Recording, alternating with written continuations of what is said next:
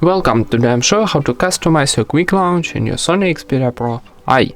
Firstly, open your settings, then scroll down and go into System option. Now choose Gestures, and here we got Jump to Camera option. This option we can turn on or turn off only, and here we got shortcut key.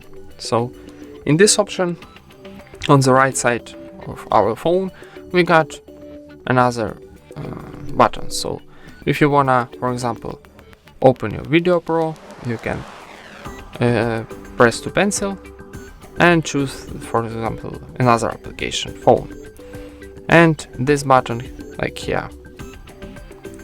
And for example, Cinema Pro, you can customize this, choose another application, for example, Chrome, and this one not up selected, maybe clock, and let's try. So press this button and here we got clock.